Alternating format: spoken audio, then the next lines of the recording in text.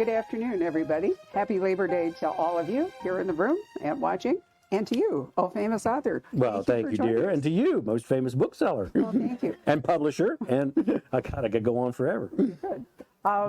Actually, for those of you who are new, I didn't introduce myself. I'm just a little woman with a gravelly voice.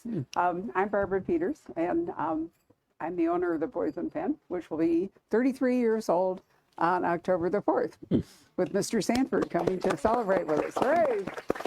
So, we won't go into it, but it's an accidental bookstore. But anyway, I'm so glad that it's worked out as well as it has.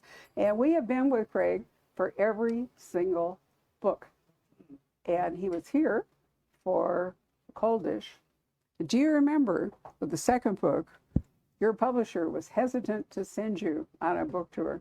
And Craig called me and he said, if I ride my motorcycle down, he said, will you have me at the Poison Pen? And I felt sort of irresponsible saying yes, you know, because you died on the highway. But nonetheless, did you actually, I'm trying to remember. I did. But actually what they had done is like a lot of times whenever you start out in the business, you know, a lot of times what a publisher will do is they'll say local author events. Right.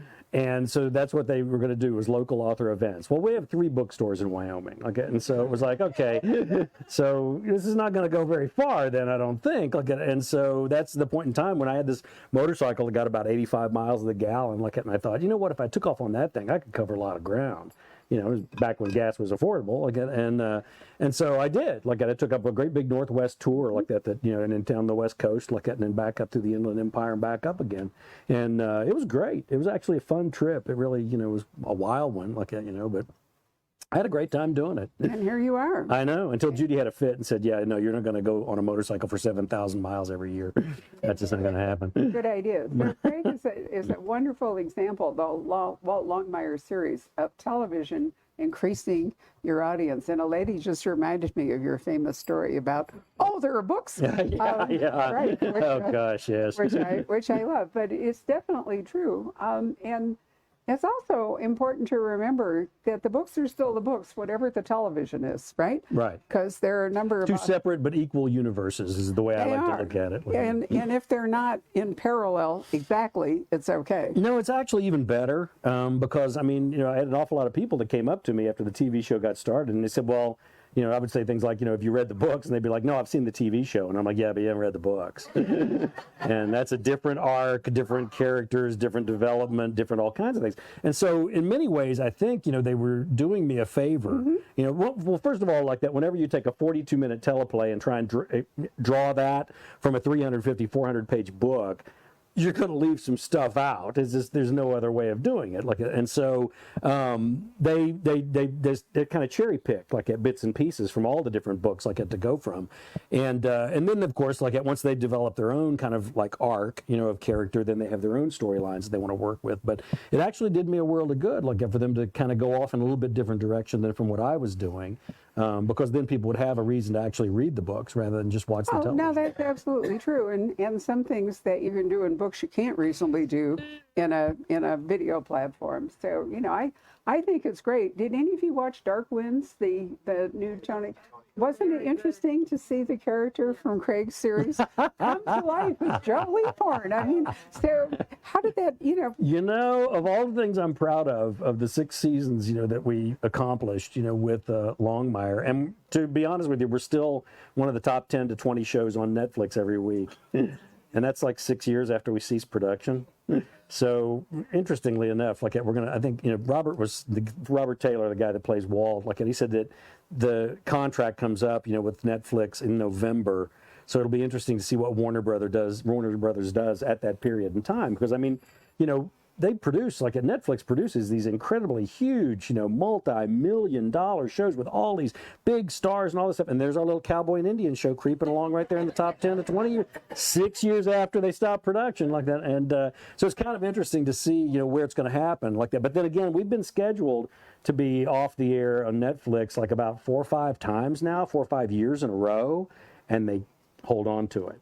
because they realize that like repeat viewing audiences like that will watch it over and over again. So, and that's golden as far as like, the streaming services are concerned.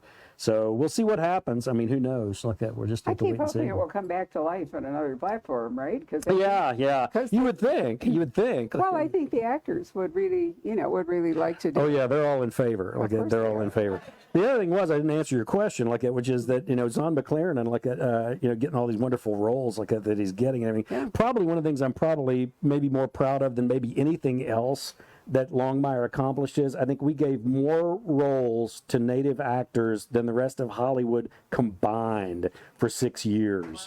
That's really cool. And now a lot of them are getting these incredible jobs. And I'm just kind of tickled to death, and especially Zahn. He's one of the sweetest guys you could ever meet in your entire life. When we started doing Longmire days, we made a rule that you could bring a significant other. The actors could bring a significant other to Longmire days if they wanted. And we still remember talking to Zahn on the phone when he called up Judy and said, "Hey, Judy, would it be okay if I brought my mom to Longmire days?" And Judy was like, "You go." So He has a wonderful face. I really enjoy, watching him. very expressive, Do that. extraordinarily And expressive. but that's a kind of interesting thing because the original, we're digressing, but we always do, so just hang on, we'll get to this. But the original Tony Hillerman TV adaptations were not very successful. And now there's a new thing coming to life, and as a consultant, new cast and all. So it can happen. Longmire can take on a second life. And even if it's not all the original actors, it can still roll forward. There was a talk I was doing with Robert at Longmire days, and he surprised me last year, or maybe it was 2 years ago. It must have been 19, I think it was. But he was talking to the audience and he says, well, there will be a lot of other Walt Longmires. There'll be other Absaroka County sheriffs and all this kind of stuff. And I'm like, really? It never dawned on me there'd be another one, for God's sake. I didn't think there'd be one, let alone more, And he looks at me and he goes, oh, yeah. He says, and there'll probably be a lot of different guys like that that'll play Walt Longmire. And then he smiled. He goes, but I was first. I love that. I mean, I have a daughter who's a Star Trekkie. How many years is Star Trek? I mean, it's never going to go away, right? It seems sort of interesting thing. Well, let's talk about Helen Beck. I've advertised this as Walt Longmire as you've never seen him before, and I think that's true. Yeah, it is. You guys know, thank goodness, I know you guys well enough to know that you can get stuck in a rut, whenever you start writing a series of books. That was one of the things that worried me, a great deal whenever I started writing the Walt books, because I thought, okay, I don't want to get into a formula, with these books. I want to do something different with each one. And so I've attempted that. I've tried to do something different with each one. I was kind of forced into it from the very get-go like that, because it dawned on me by book 2, how many people can you kill in the least populated county in the least populated state in Wyoming? And I thought, and have it still be realistic, for God's sakes. It was rapidly becoming, high criminal number 1. And so I thought, okay, well, then, Walt's going to have to go other places. And so what I started doing at that point in time, I started doing Walt like a ball team. He was like home and away. I would be in Absaroka County, there'd be a case, and then I would send him out. Because the other thing that kind of cracks me up in an awful lot of crime fiction, there are all these protagonists that do these most amazing things, and then by the time, you get to the next book, everybody's had collective amnesia and forgotten all about it, and they're just back at the desk doing their job. And that's just not the way it would work. I mean, if you were able to have an ability to break cold cases, if you were able to break cases that nobody else could or something like that, it's not the way it's portrayed, a lot of times in Hollywood with law enforcement. It's kind of all hands on deck. It's everybody's in the foxhole together like that. And if you can get somebody to come help you with a case or help you with a situation, then you're going to call them up. Well, especially sheriffs. Sheriffs are really good at that, because it's a much more personal form of law enforcement like that. And, and all 23 sheriffs in Wyoming are on a first name basis, I can guarantee you and I saw that in action with one of the first, meetings I had with Larry Kirkpatrick, who was the sheriff there in Johnson County. And I remember sitting in his office one time, and he had the situation where he needed to go out on the Powder River and ask somebody some questions or something like this. And it was, you always have to ask, permission. You always have to say, hey, I'm coming into your county. I'm going to ask some questions and all this. And so he called up the sheriff over in Campbell County, and he said, I need to knock on some doors over there and ask some questions. Do you mind? And the sheriff from Campbell County, said, he had him on speakerphone. He goes, hell, Larry, I'll pay for your gas. And so, that kind of gives you an indication like that of how you can spread it out and do things a little bit differently like that. And I had a good time. The third book actually took place in Philadelphia, right. The fourth book took place, half of it, in Vietnam in 1968. And so it kind of early on, I started doing things a little bit differently like that and really kind of stretch, the book so that I was doing something different. And the key element of that, of course, is to have a readership that will follow along with you. And not be upset. To Mexico, for example? Yeah, into Mexico, at another one like that, and we'll enjoy at the fact that you're doing something different. There are going to be an awful lot of readers that take comfort in the same characters doing the same things, the same time, and things don't change and all that. I can't do that. That's just, it's not possible for me. It would drive me nuts. I'd go back to digging ditches or something like that. And so it's nice to have a readership like you guys that jumps on the horse and says, yeah, let's go. And this is another one that's a little odd. It starts out a little odd. Walt wakes up in this town, Fort Pratt, Montana, named for Richard Henry Pratt, who was the designer of the Indian boarding school system and famous for a couple of different things. The first one being that he's the one that is famous for the phrase, kill the Indian, save the man. The whole idea being that if you took children from the reservations away from their families and away from the culture that they were born into and grew up in and put them in a mainstream indoctrination with these boarding schools to make them more, generally, a part of the mainstream of society. I think his motivations were good. It's just the practice, it just didn't work out very well. And we're seeing some of these horrible, results, especially, most recently. Deb Haaland just came out, with a report. There were 503 of these boarding schools here in the United States, but what happened up in Canada, where they're finding these mass graves, where hundreds of children, they died and were buried and never, sent no notice of, nothing was sent back to their families, to even let them know what happened to them or anything. So it's kind of horrifying. And I have to admit that when I go fishing, I would go up in this one section in Montana, go up to the Bighorn River and when you take the cut across the Crow Reservation and cut back down to Fort Smith, you're going to go by this little town, St. Xavier Mission, and the old rectory from St. Xavier Mission, it used to be there, and it was this stone building that, it was a rectory that could hold 150 children at one point in time. And I got to be honest with you, the windows are all broken out of it. The weeds have all grown up over top of it and everything. I remember, going there and fishing in the 1980s. This is a period in time in that part of the country where people literally would freeze to death if they were outside, left outside, and didn't have shelter. Nobody ever went in that building, ever. Nobody ever did. And to me, it kind of held a resonance. Every time I drive by it, I would look and see it, and think about, what had gone on there. And so when Walt, finds himself in Fort Pratt, Montana, he wakes up out in the middle of the street. He's laying out there in the middle of the street. And there's a couple of things, first off, to give you some indications of what's going on. First of all, he's wearing a sheepskin coat. He's wearing a sheepskin coat they cut off of him in the cold dish 17 books ago. He wakes up, he's got $2 silver over his eyes. He picks them off. We all know what that means, And so he lumbers up and looks around doesn't recognize where he is or anything sees the lights on in this little cafe on the side of the street there. He even looks down the street and there's a marquee for a theater down there, and the movie they're showing is Support Your Local Sheriff, And he gets up, wanders up onto the sidewalk, pushes open the door and walks in. And there's a waitress there, and she turns around, looks at him and Walt introduces him. He doesn't introduce himself like that, but, he says, I think I could use a cup of coffee. She pours him a cup of coffee and she introduces herself. Her name is Martha. And she looks vaguely familiar. And Walt can't remember his name. Can't remember who he is. Doesn't know why he's there. Doesn't know anything. And so it sets him off on the first investigation to find out, A, who he is, B, why he's there, and then the latter investigation to find out, why it is that he came there in the first place. And of course, in Daughter of the Morning Star, there's that part where he's talking to Iron Bull, the Crow rancher, there along the river, and he looks at him, and everybody seems to know this town, Fort Pratt, up in Montana, but nobody seems to know where it is. they don't seem to know exactly, where it is. Whenever Walt says, this town, Fort Pratt, they always go, yeah, I know Fort Pratt. And Walt's like, well, where is it? And they go, oh, well, you go up towards no, it's not near Lame Deer. Maybe, well, you go on up toward Chico Hot Springs. No, it's not near there either. Nobody can remember exactly where this town is. And so whenever Iron Bull looks at him like that, he says, something's going wrong. Something's weird about this. This girl's disappeared. We found her. We know what happened to her, but there's something else going on here too. And Walt decides to go to Fort Pratt, Montana by the time we get to the end of Daughter of the Morning Star. And by the time Hellenbach opens up, he's there.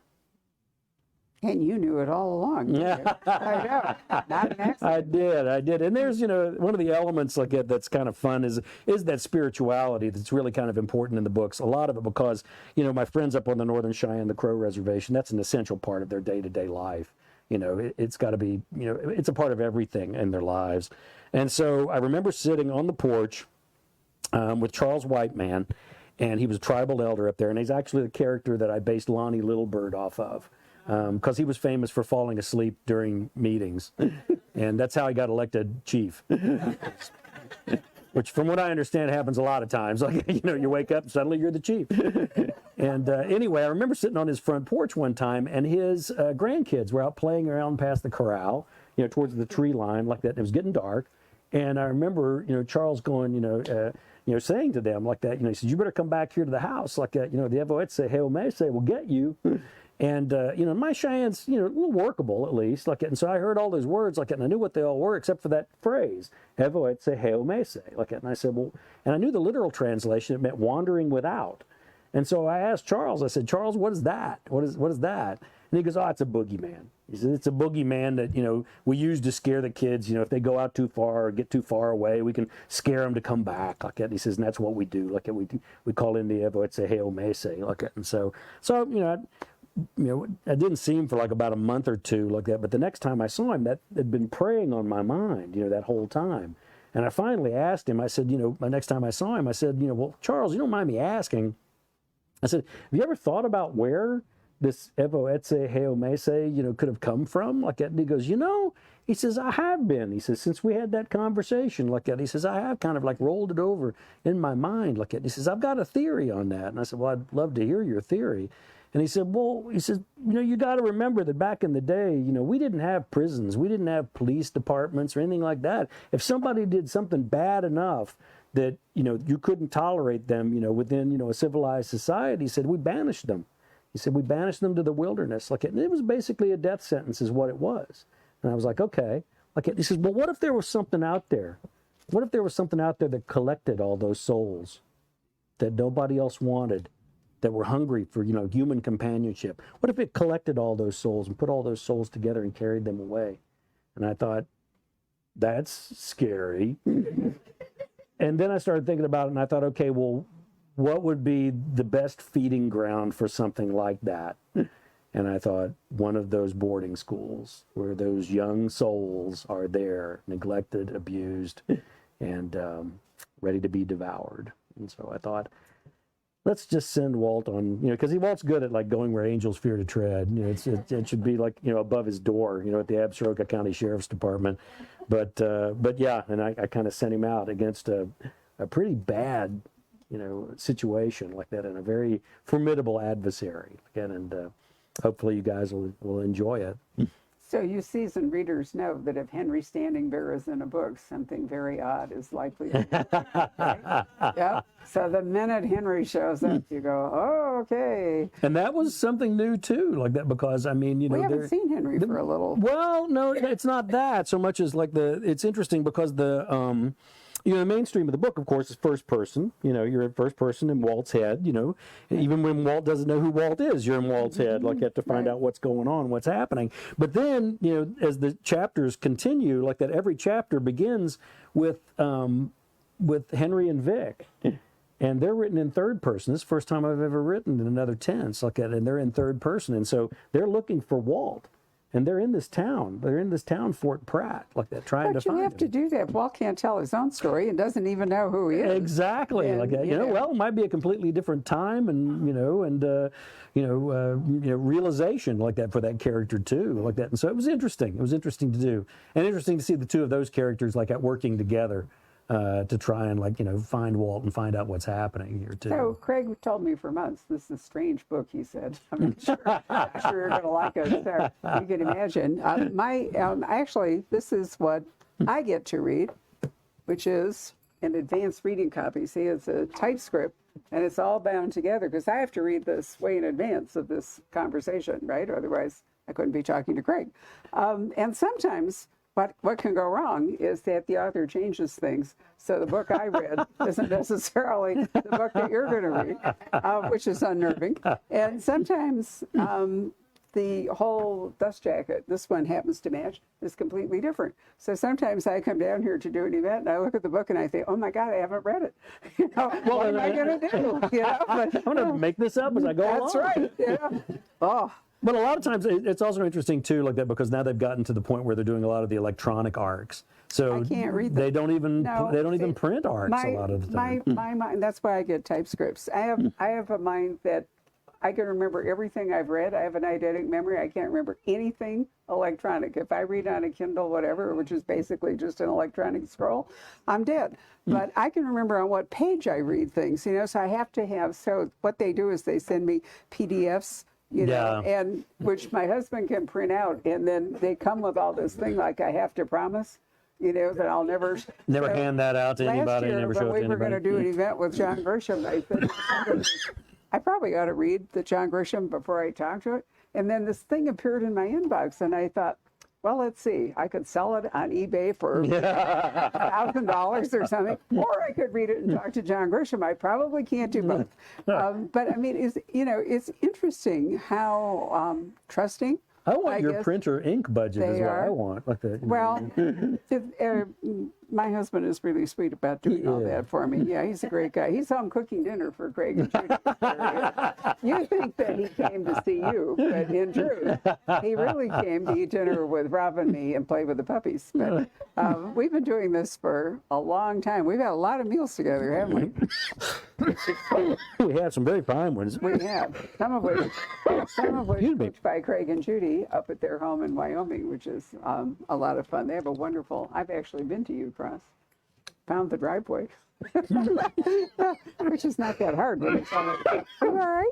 Population. I am. 25. I've been drinking. I was telling them, Larry King gave me this weird stuff. It's called throat coat, because I've been having trouble with my voice, and it's licorice flavored, but if you drink it, it's supposed to help. So that's what I was doing, gulping this down. And I think it has helped a little bit. We'll see. I don't know. It's just an artifact of being old, as your voice isn't as good as it once was, right? But anyway, so Craig has me, worried about what it is I'm going to read. And how much of what I'm going to read can I reveal to you when I'm enticing you to come down here and listen to Craig, or buy the book, because spoilers are cruel. And this is a very hard book to write about without giving it away. Yeah, it is. So what I basically said is that most of you will figure out what's going on with Walt at some point before Walt figures it out. I think you will. But it's getting there, and it's Walt getting there, and it's Vic and Henry getting there that make it really interesting. Well, it's in many ways, I think one of the reviewers reviewed it and said it's kind of a greatest hits album is what it is, because you're going to see an awful lot of characters you thought you were never going to see again. Like that, and that's very hesitant, for Walt, like that, as he starts putting things together like that, and realizing that, just about everybody in this town is dead. As a matter of fact, a very large portion of them are people he's killed, and so the question becomes, why are they here, and why is he here, and what do they want from him, and all of this. So I don't think I gave away too much with that, did I? No. And the Indian school thing is, every time I now drive, because I'm in Santa Fe, where we have property and spend part of the summer, the old Indian school is being revamped, and the one here is no longer a functioning Indian school. I'm not entirely sure what they're doing, but I keep wondering soon they're going to change the name of the road. I will not be at all surprised if it turns out like Piestwa Peak, which used to be Squaw Peak and so forth. And, you know, and I'm okay with that, except Indian school is such a landmark here. It's going to be, I don't know that I will ever adjust to a new name for it, but, you know. Well, also, like, I think to a certain extent, I mean, when you start erasing portions of history, that doesn't mean that those portions of history go away. Like, That's and so right. it is a kind of a nice reminder, you know, about, you know, pieces of history like that go on like that. And, you know, that, you know, for me, like that is, you know, one of the key elements, I think, to this book, like that was that, you know, I mean, the last Indian boarding school didn't close up until 1969. Right. That's how long. They went from 1819 to 1969, for goodness sake. Like, and Yeah. so, Judy Jantz wrote her very best book, in my opinion, always has been her very best book for me. It's called Hour of the Hunter. And it involves, if you recall, an Indian school, but it's the, trying to remember, it's down by South, right.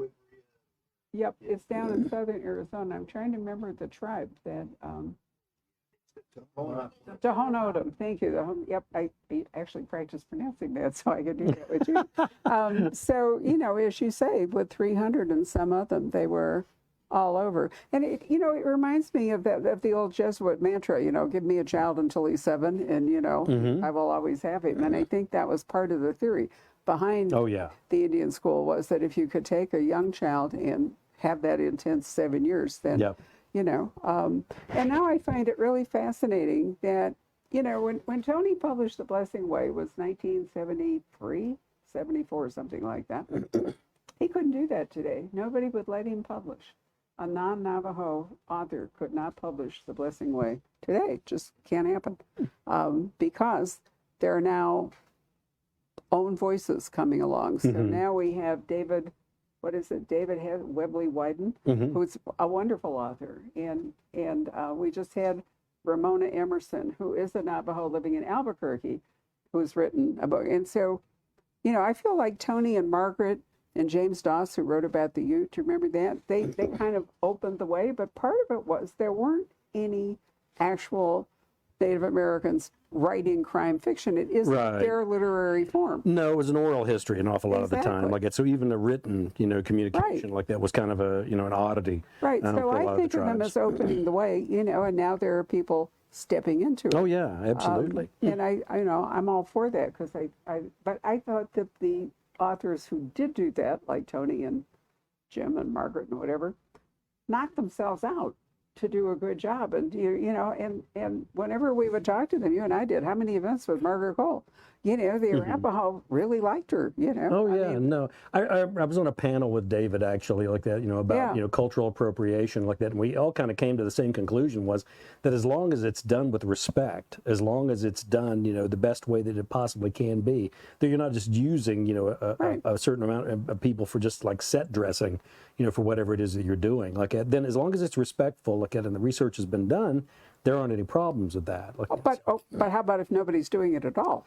Well, then you got a real problem on your hands. No, but I mean, like with nobody was writing, you know, crime fiction with Navajo characters. So why not, Tony? Well, and that kind of like opens up the question also, like that as far as like, you know, the whole idea of Western crime fiction. Like, you know, then I think that, you know, you got to give credit where credit's due. I think Tony is kind of responsible, you know, for that to a great extent. Like, you know, he's the one that, like, you know, really made it palatable to be able to write, you know, murder mysteries that took place in the West. I read him in real time, you know, because I'm so old that I've read all these authors in real time. Ross McDonald I read in real time, E.D. Chan, whatever.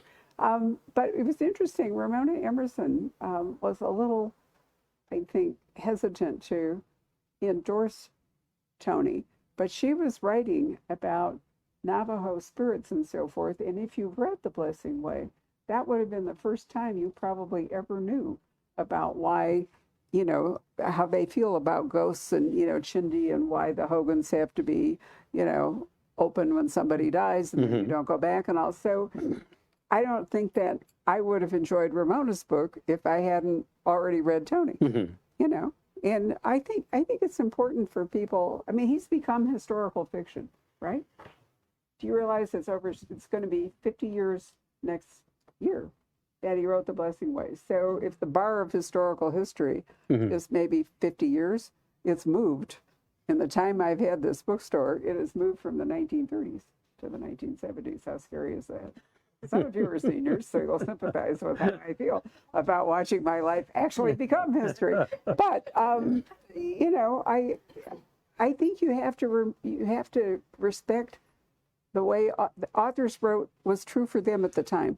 And it'd be like taking Raymond Chandler and taking out all the racist words. You know? I mean, they are offensive today, but they weren't when he wrote them. I think there's that. And what like do you do? But the thing, whenever the leering head of, like, you know, cultural appropriation raises itself up, the first thing I always think of is there was the Pulitzer Prize speech that Steinbeck gave, like, where he said, you know, any good literature approaches a universality of the human condition. And the whole idea being that, like, one of the reasons why we read all these different books, the reasons why we approach all these different books, like, it is because, you know, we're looking to discover more about people that are different from ourselves.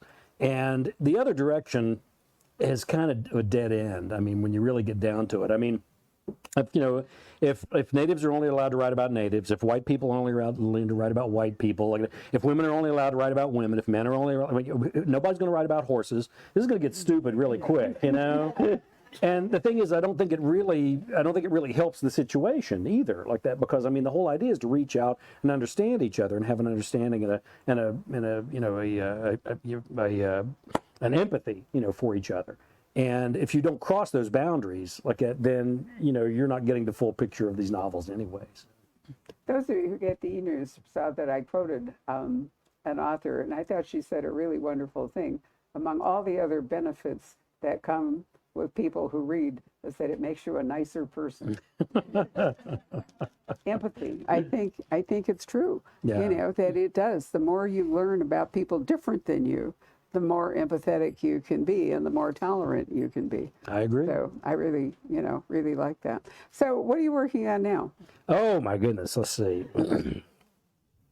Is there going to be another Walt Longmire book? Okay. Well, he ruined the ending. Walt survives. Oh, huge spoiler.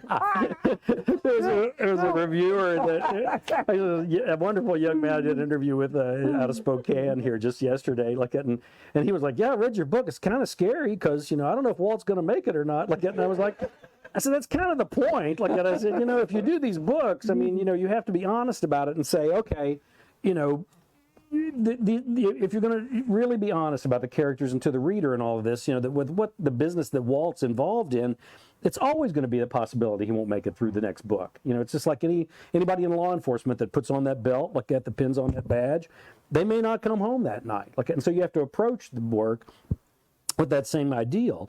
But then I also told him, I said, but then I would have like people with pitchforks and torches out in front of my house, like, you know, up in Wyoming, like if I kill Walt off. The population of Yukos would turn on me. Like That's right. All 20, let's see, what would it be now? 24 of them. Like, we went up one. It's 26 now. So, but yeah, you know, you have to, you know, realize like that, you know, that's always going to be an option like that, and that might happen. But having said that, like that, I'll go on ahead into the next book. I'll get and tell you what's going on with that. You guys, anybody remember Elmer, was it Keith? I think Elmer Keith, like at the ballistics guy that wrote all of those really wonderful books about, you know, guns and everything in the 50s and 60s and everything. There was this one story that he told like that, you know, kind of, you know, caught my imagination. And I thought, that sounds like something Walt Longmire would be involved with. And basically what happens is that Walt's on a search and rescue of the Bighorns. Like that. And he's looking for this woman whose car they find, like, but they can't find her. But she's, you know, called on her cell phone. They know she's up there somewhere. They try to track her down.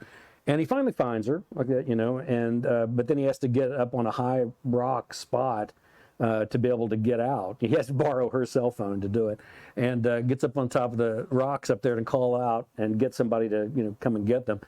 And as he's sitting there on this clump of rocks up there on this ridge, like that, he's looking around, and it looks familiar to him. And the reason it looks familiar to him is he goes back in time to this point in time when his father and he were at an elk camp and they were hunting elk.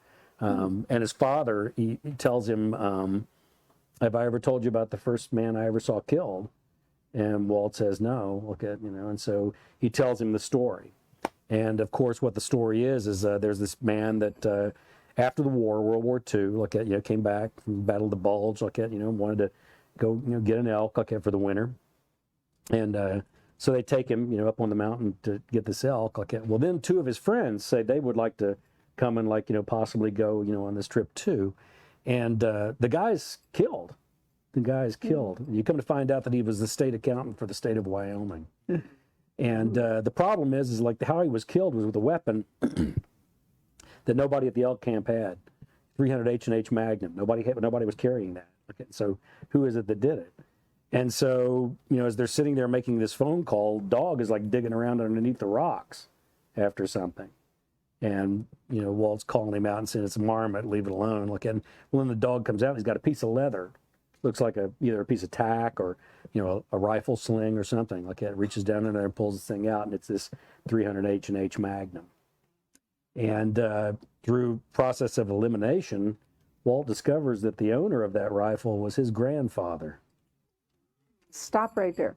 But great beginning. I like that. All right. So Walt makes it home, which I really love. But you're right. I think to keep yourself interested, you do have to sort of, go off piste, as we say. Oh, yeah. No, I mean, if it's not going to hold my interest for a year, exactly, it ain't going to hold your guys' interest like that either. Like that, And in this book, it's interesting because, Walt, who I think is the most ecumenical, detective on the face of the earth. He's the living embodiment of innocent until proven guilty.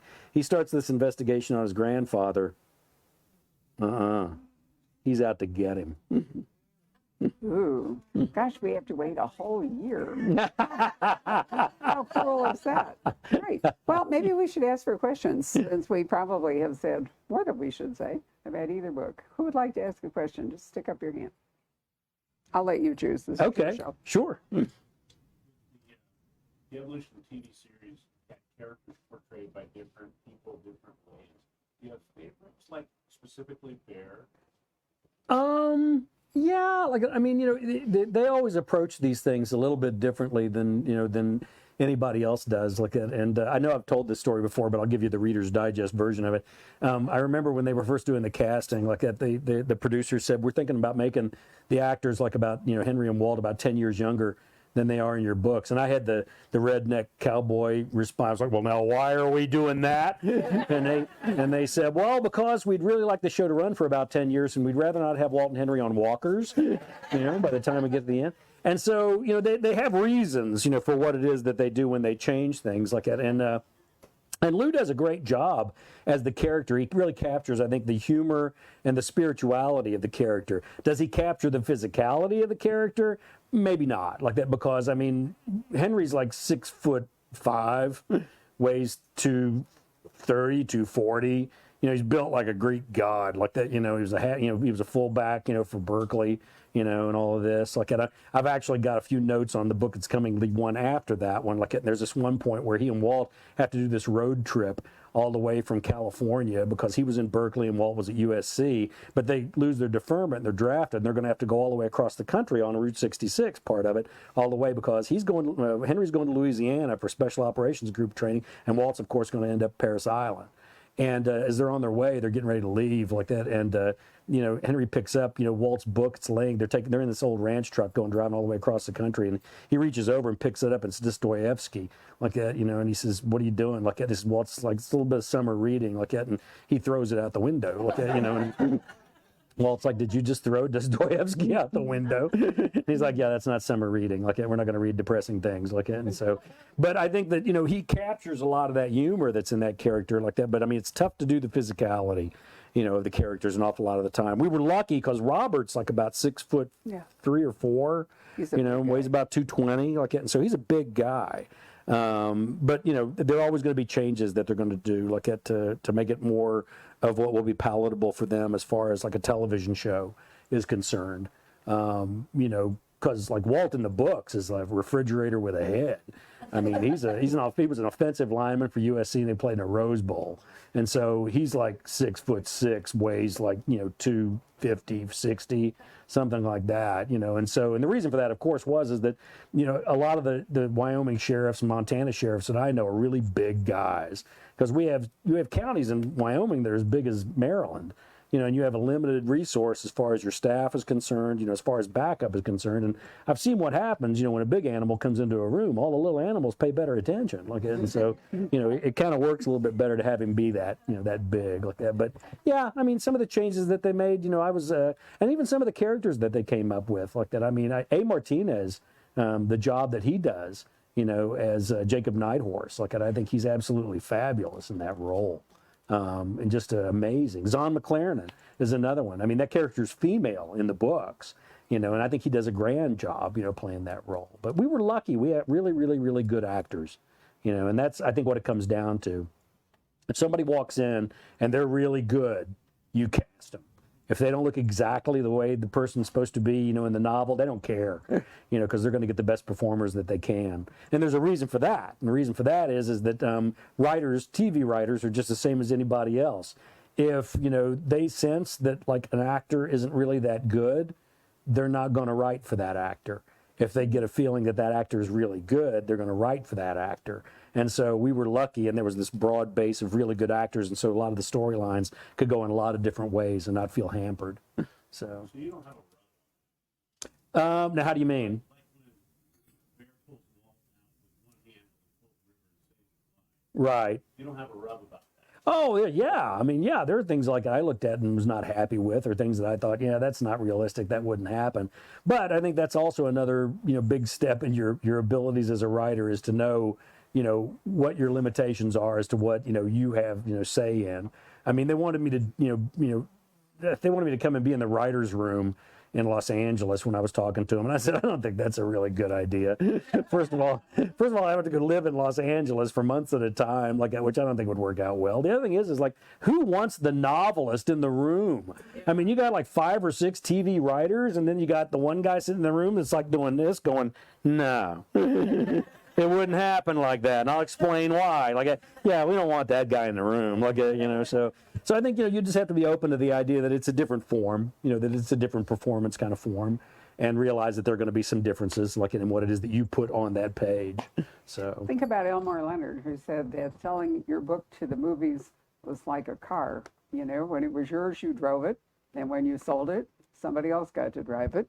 And that's it. That's pretty great. And he sold a lot of books. Yeah, sold a lot of cars, man. He did. He really did. Right. So can you repeat the question when it comes in? Because Sure, it's hard sure. for the audience to. Somebody else? Yes. Yeah. Way back when, how did you decide on the character of a small county sheriff? I mean, how did that come about?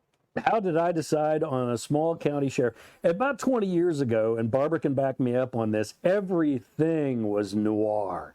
Everything was like alcoholic detectives, divorced, who buried bodies in their backyards, and everything was like really urban and gritty and all this. And all I could think was, all the guys and women that I know that are in law enforcement are really good people, and they work really hard, make a lot of sacrifices in their lives, to do what it is that they do. And I thought, what if you did something different, and in that way, being a writer is like being a cop, like that. I mean, if everybody's running in one direction, you probably need to be running in the other direction.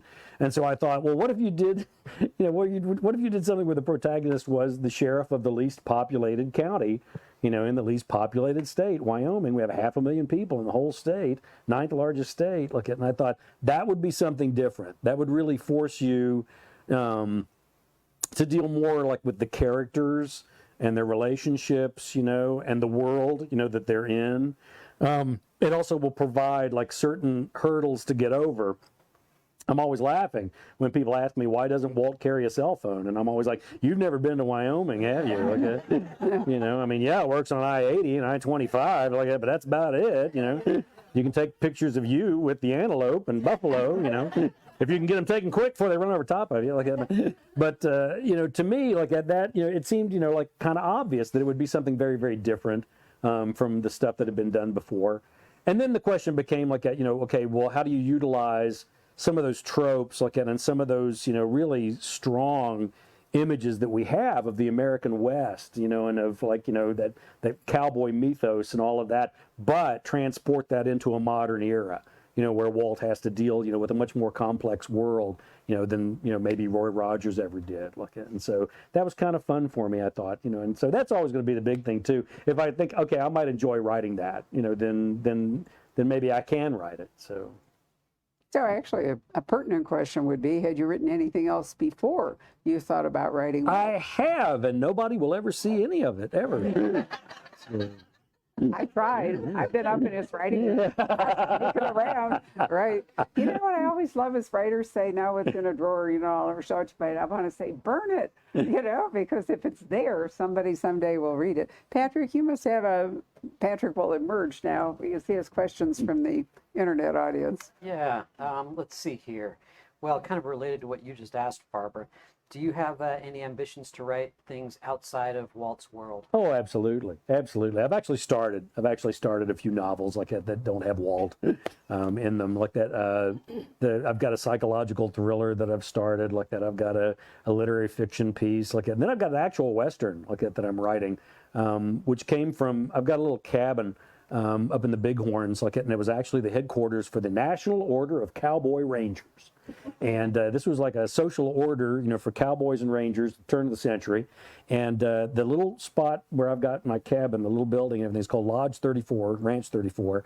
And it's actually infamous like that because in 1917, when Buffalo Bill Cody died in Denver, he had requested that his body be returned to Wyoming and be buried there. And his wife and sister got together and decided they were going to get him buried in Colorado and keep him down there. As a matter of fact, they actually, when they finally did bury him in Lookout Mountain, they put 14 feet of concrete over top of him because they knew Wyoming would come down and dig him up in the middle of the night and haul him back. Because they'd offered, I think it was the American Legion offered a $5,000 reward for the return of the body of Buffalo Bill. This is 1917 dollars, so that was quite a bit of money. And the my little lodge is famous because in 1917, in January, they dispatched 4 riders to go down and get the body of Buffalo Bill and bring it back. And of course, we all know he's buried at Lookout Mountain in Colorado, right? Or is he? And I try to wrap my head around the fact I've been to Ucross, I've seen Craig, population 26. That from that he had to have a more isolated place. Get away from it all. Okay? The hustle and the bustle of Ucross, it just gets to be too much. All 26 of those people out driving around in circles. Okay, so. Another question there, Patrick? Well, someone is asking about, the TV show's done so phenomenally well. Have there been options made on like feature film adaptations of Walt? Well, they can't like that because Warner Brothers owns us. Like it's just as simple as that. Like after they did 62 episodes or something like that, we were locked into Warner Brothers. Now there are worse things than being locked into the biggest, production studio in the world like that. But it'll be interesting to see what they do, what they decide to do. I also know that if that sweetheart deal with Netflix comes to an end, that Warner Brothers is working on their own streaming services. And so seems to me they would be smart enough to figure out that one of the greatest successes they've had in the last, 12 years is this little cowboy and Indian show, and maybe they should think about doing it some more. So we'll see what happens. You can't just call him Wallace Longmore. No. Right. There's a live audience question. Let's try that one. Not to give anything away. Do we get to see Virgil? Yes, you do. We get to see Virgil. Actually, I don't want to give away too much. No, but I made a mistake. I was thinking about that. I said when you see Henry standing there that something. It's not. It was Virgil. What I meant. Yes. When Virgil shows up, then you know that the universe is. I'm not going to ruin wonky. it for you like that, but when Walt's sitting there waiting for his grilled cheese sandwich and tomato soup, which is the special at the cafe, and while he's waiting like that, and she's back there fixing it and everything like that, this guy comes in. And he's 7'2", and he's dressed like a mountain crow. He walks right by Walt and goes over to the next stool and sits down. Walt tries to talk with him. He doesn't say anything to him. And then the woman, Martha comes out, like it gives him his food and everything like that. And Walt's like nodding towards this guy, and she can't see him. He's like he's not really there. And then he gets up, like, and he starts to walk towards the door, and then he turns around, and looks at Walt, and goes, "Shh. Sometimes it's better to sleep than to awake," and then goes out the door. Virgil. I love Virgil. Virgil doesn't appear that often. No, he's big backup. So Another question over there? When the spirit moves him, he appears. exactly. That's right. A question about your own favorite writers and reading tastes. Oh gosh. Eclectic. Like I yeah. can answer that one. I can. right? I go in so many different directions like that. Right now I'm reading that wonderful biography of Jim Thorpe. Let's It's see. a very good book. Yeah, an amazing book. I mean, we kind of live. I'm sitting here looking, also seeing Travels with George, the Nathaniel Philbrick book, like that, and we're really, really fortunate to live in a period in time like that when a lot of historical nonfiction writers are really good writers. They are. And that was not always the case. I know. And So- I hated losing David McCullough. Yeah. Lovely man. I met him a few times, and he was a wonderful stylist as well, and yeah. researcher. Because it's not just the facts, and the No. dates and all that. It's how you tell the story. Like That's that, right. And so they kind of figured that out in nonfiction, which is really kind of wonderful. Like, and then they're like always my favorites. Like, I got to do an article about they asked all this Wyoming authors like what we thought about banning books, and of course I'm against banning books. Like, I'm kind of for books like that, and it was funny because like 1984 is the most banned book in the United States, and I'm like, what? You're banning 1984? So you're for fascism? You're for torturing people and and Big Brotherism and all this kind of stuff? I'm like, I'm always asking myself when people ban a book, I'm like, have you read it, or did you just like read the blurb on the outside or something like that? It's a very surprising list. Banned Book Week starts on September 15th, and it's always interesting to look at the list of books that have been banned over time. I still can hardly wrap up my Well, I love your mind about banner right where there the in the wild window. things, yeah, where the wild things are. I mean, It's seriously. just nutty. Great how it backfires too. Yeah. Yeah. Turns them into bestsellers. Oh yeah, I know. yeah. As soon as you tell young people not to read that, they're all going to run out and buy a copy. Like it's simple as that. But yeah, I mean, it's like with Steinbeck. I laugh like that because whenever you go to Salinas, like in California, they've got the Steinbeck Center right there. It's beautiful, absolutely amazing facility like that. But I'm also fully aware that just across the street in the town square in the 30s, they burned his books. So things do change like that, and you hopefully will move out of this foolishness like that and get away from it. Extremism zigzags. Yeah.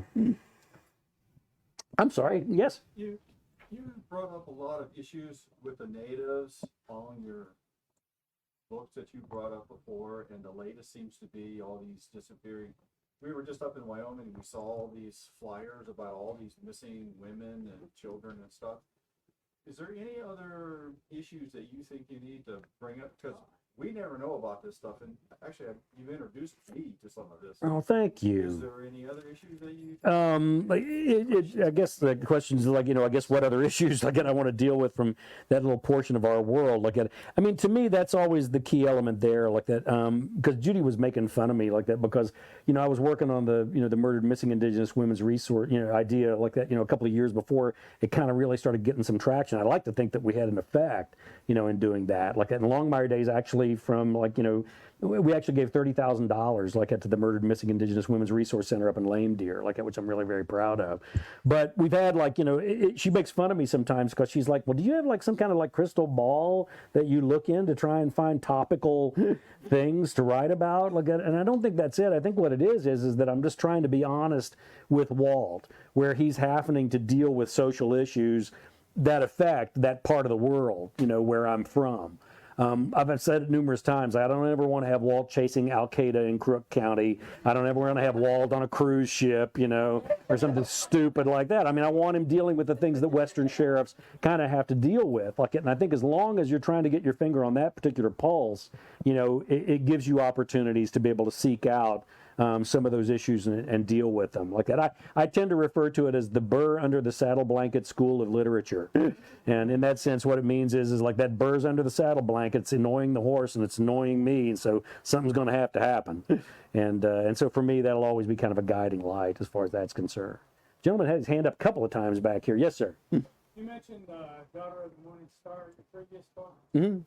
They didn't have it here, so I ordered it. But should you read that first before you read the next one? It doesn't hurt. It doesn't hurt Not a to have bad read that idea. one like that before. I'm really sorry. I don't know. Yeah, I mean, there's so many things that keep going wrong with the supply chain, but the one that caught us all by surprise was the collapse of the bridge on I-10 in the flood. Did you know? So the normal way that books come down here from Oregon and Reno, which is where the two major warehouses are, there it went because they can't get across the bridge. So, I went to order stuff and it can't get here in time anyway. And I mean, I'm serious, it's really hard to deal with some of this That's stuff at crazy the moment. Well, think about that. and it washed out before, remember when there was so you would think that they would have like a makeshift steel bridge or something. It's not over a chasm. It's really not. So you would think there would be some way that ADOT could, or maybe it's California. I can't remember where the bridge is,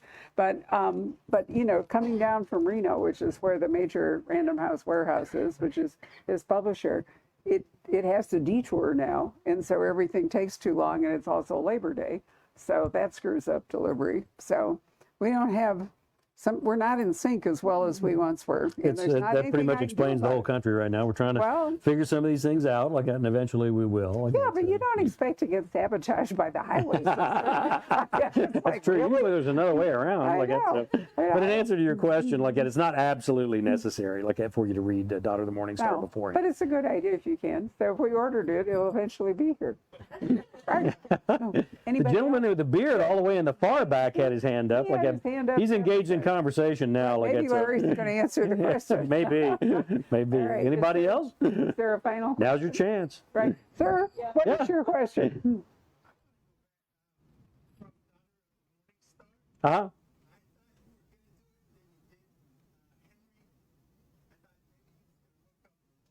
Ah, A hookup for Henry. Yeah, like Henry's romantic life is pretty well described by Walt in the very first book, The Cold Dish, where he says Henry is the dog that would not stay on the porch. And he cuts a wide swath, as he moves along through life, like it. And so it's kind of funny with that character, like that, because Walt, on the other hand, is not a very smooth operator at all, like it. And so, he could take a few lessons from Henry, truth to be told, like that. So. All right, was there one more back there? I thought I saw. Nope.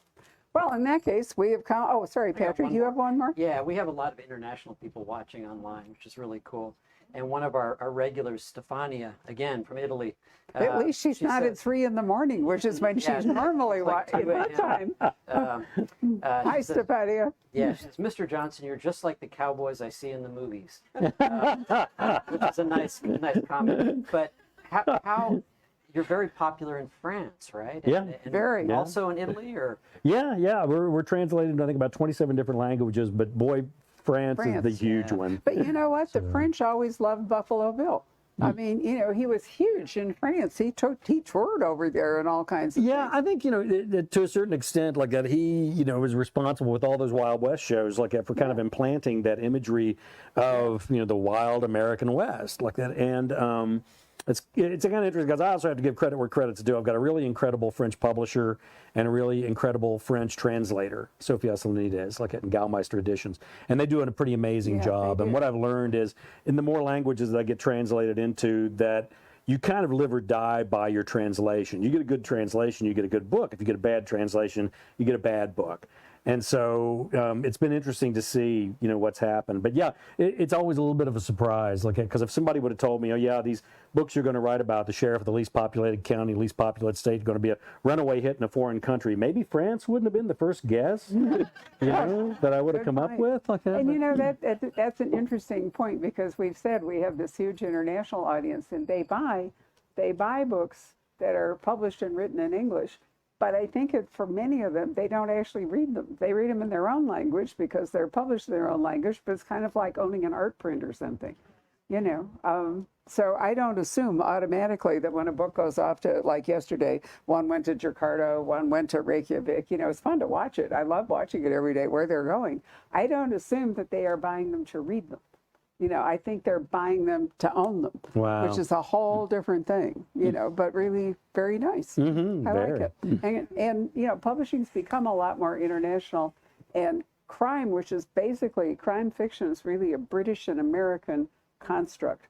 But now it's spread all over. And people are writing in their native languages and being translated into English. So I think it's great that it's working in all ways. So we've come to the moment in which I give away a book as part of the thank you for your coming today. You're not going to give away that arc? You're not going to give I could do that too.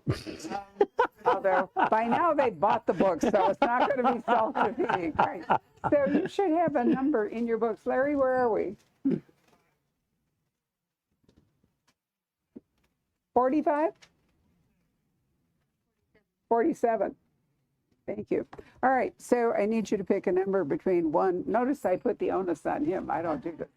Between 1 and 47. 21. 21. All right, so you have to be here in order to win it. Sometimes people don't show up. It's you. Ah! And this wonderful man has driven for hours to get here. So would you rather have the Johnson or would you like to have the brand new book? I mean, the different book. You get a choice. I want to put Craig up with my You want that one. John Grisham. This lovely man comes up from southern Arizona. You know what? They're not printing arcs anymore, so that's And probably they a give collector's books item, away to be at the honest with you. Like library, that's Expensive to produce. yeah, they are. All right, so now you have to pick another number because we have another book. 22. 22. Oh, way back there. All right, so this is a outdoor mystery by natural history writer Griffith, bringing back Sam Rivers, the predator's predator, to investigate an unexplained cougar attack in the Minnesota River Valley outside the Twin Cities. So it's a trade paperback, and it's just coming out. So I'm giving it to you, and if you're interested in it, you bet. We can order more. My pleasure. My pleasure. She held up her fingers. Tell me. Oh, okay. All right. So I want to wish you all again a happy Labor Day. Thank you for coming. Hello. We hope you're enjoying our programs and podcasts with authors. We'd like to expand them, and your help would be appreciated. Please make a donation at poisonedpenfoundation.org. 100% of the proceeds will go to help connect authors with readers in this difficult time. Thank you.